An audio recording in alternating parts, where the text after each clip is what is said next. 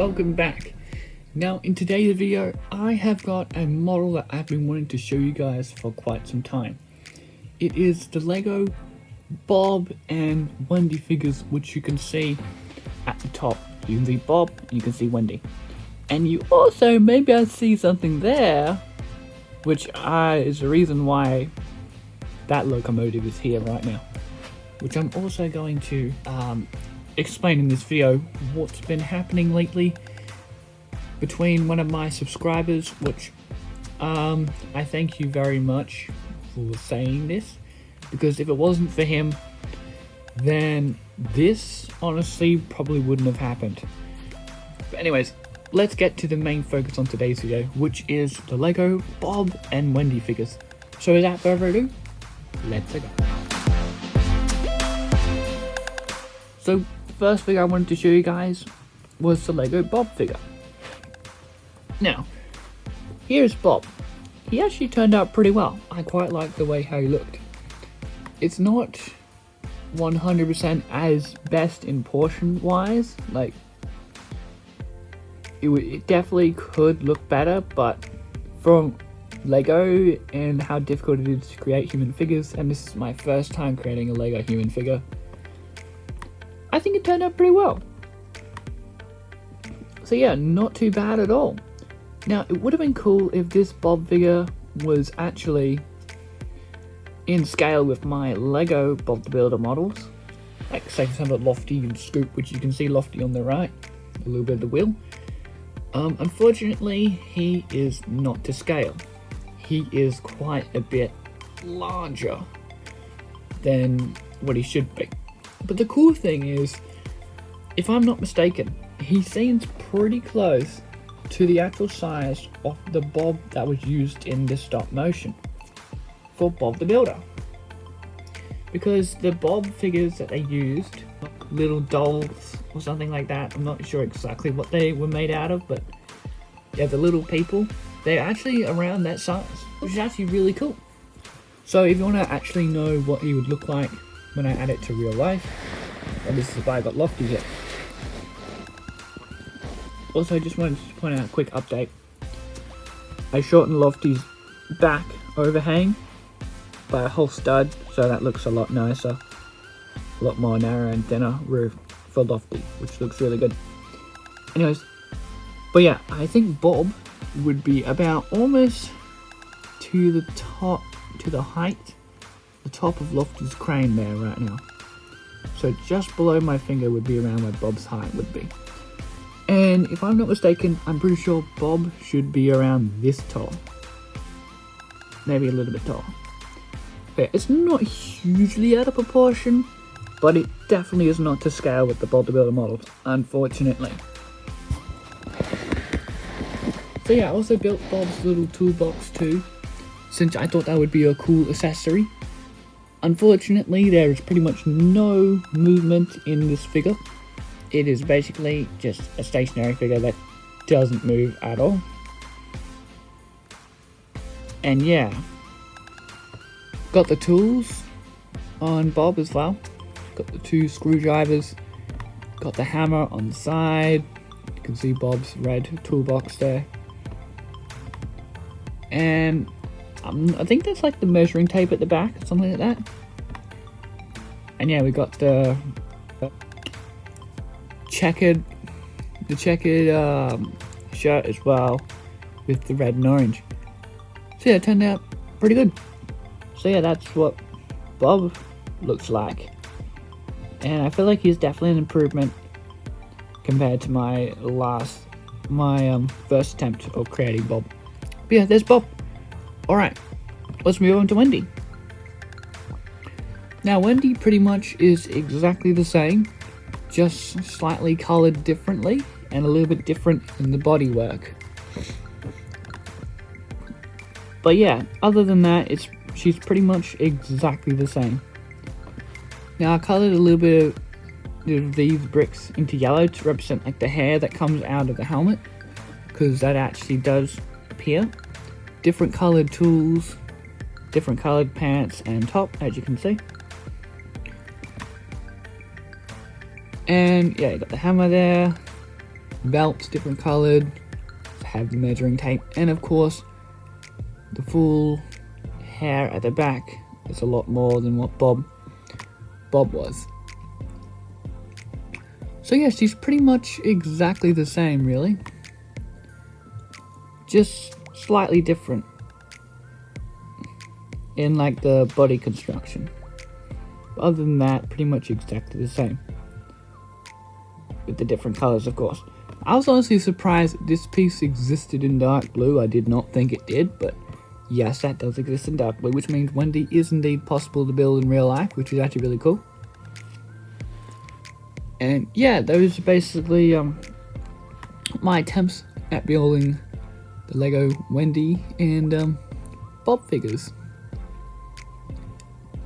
Obviously not as good as they could be, but hey, it is Lego, and it was my first attempt at making a Lego figure, which is really difficult. Alright, so now to show you guys the Lego Bob and Wendy figures. I reckon we move on to, honestly, the second main point I wanted to address in today's video. Now, we've addressed the Bob stuff, right? But there's also something else on the left side of the screen that you guys may have noticed, and also on the screen, my computer screen as well. Yes, R761 steam train instructions. Yeah, that's right. I was convinced enough by one of my subscribers, which I thank you so much if you're watching this video. Thanks to him alone, honestly, the R-Class's instructions are actually not that far off from being complete. So I've ordered some more parts for this locomotive to upgrade it, since this locomotive is actually below, it's not fully up to date to the digital version. The digital version is more up to date than my real one, which is actually pretty cool. But we ordered new parts for him, so he will be up to date to the digital version pretty much. Basically what the part's going to upgrade is make this front more detailed. We'll also make the front more stronger too. Add some extra detail at the bottom, and the whole cab interior will be changed. Well, there's a little bit of a point at the end of the cab, which will look a little more nicer. Now with the instructions, unfortunately the pistons and the big driving wheels do not exist, well the pistons do, but I couldn't find a way how to get the pistons into the tubes that slides back and forth. So yeah, I couldn't figure that out. So I'll have to put some words in the instructions, or just put disclaimer. You would have to go to Big Bent Bricks to find these wheels and those wheels, because they are not real Lego, they're fake Lego. But they fit quite nicely with Lego. Also a little bit of blue tack to stick in that light to make it stick. Otherwise, it will go in, but it just won't stay, it will just fall out. Because it's a minifigure teapot. If you put something in there and it got friction, how are you going to get it out? It's stuck. So yeah, but in this case we actually want it to be stuck. As for the lighting, I did make a little bit of a pathway for the lighting that you can thread the wires through, but it's a little bit complicated. Didn't really do much about that. Alright, so I'm not going to show you the full instruction booklet because it's not ready yet. I'm just going to show you the process, the painstakingly long process it takes in order to make instructions for a locomotive like the R-Class. Alright, so here is the locomotive. Now, here's one of the first things I did with the R-Class, is I had to go through the entire model to make sure it was built correctly, it wouldn't be weak, and that it'd be nice and strong when it came to real life. That pieces weren't floating, or pieces weren't put together in the wrong way. I can't tell you how many times I had to keep coming back to here, click on the submodel and release it, and since there's multiple submodels within the one locomotive, it took a long time to just go back and forth, back and forth, back and forth when I found an error while making the instructions. So yeah, this was not smooth sailing at all. I can't tell you how many times I had to go back and fix the real model and then go back to the instructions and fix that. So yeah, that's the first step, making sure everything is built correctly and it is nice and strong.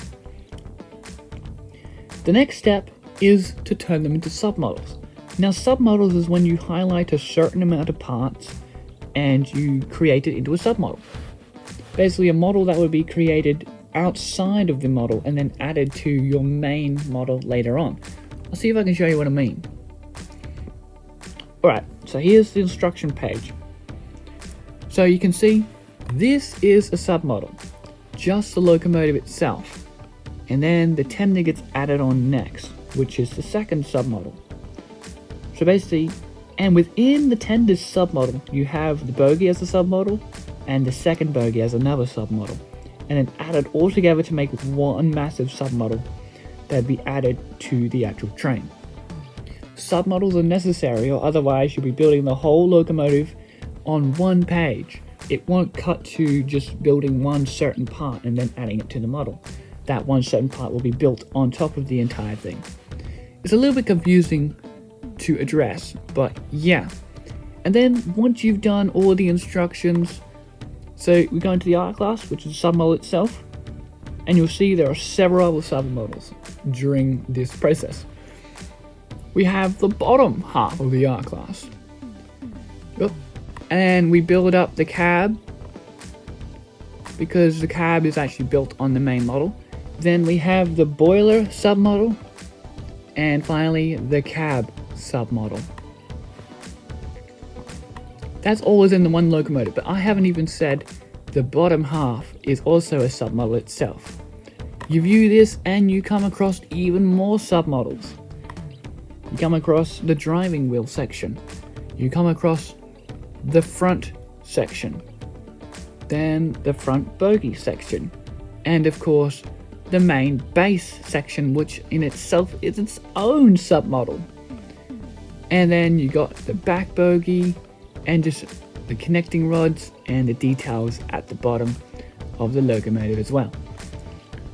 So yeah, and then once you finally get to the bottom of one of the submodels, let's go to the front submodel, we view steps. This is where we actually go by step in building the model. So yeah, there is a lot to do, and you just click return to patient or parent, whatever it is, and yeah. And once you've done all of those submodels, that's one half of the locomotive done. We then go to the tender, which I've currently been working on and just finished the tender, and do all that stuff. Once all that page instructions are done, then you go to page design, and as you can see, it comes up with the steps in Lego's kind of page format, which is how I'm going to show you how to build the art class when it eventually is done. Page design is a whole nother thing on itself, and I do not have time to explain it. But yeah, there is a ton of work that needs to be put into instructions, especially for a locomotive like the art class. So yeah, I'm going to probably stop there, stop ranting about that stuff, because guys won't be getting bored of that. But yeah, just showing you how much work is really needed in order to make this a reality. So hopefully you guys appreciate these instructions. I put a lot of work into them, and I really hope they turn out well. And hopefully you guys will be able to follow the tutorial pretty well.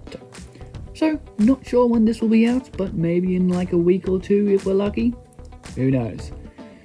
Anyways, that's all I wanted to show you guys today. The Lego Bob and Wendy figure. Lofty's new change. He's going to be getting another change soon, which I've ordered parts for that as well. And of course, the art class's instructions as well. So yeah, thank you guys so much for watching, and hope to see you guys all next time. Bye!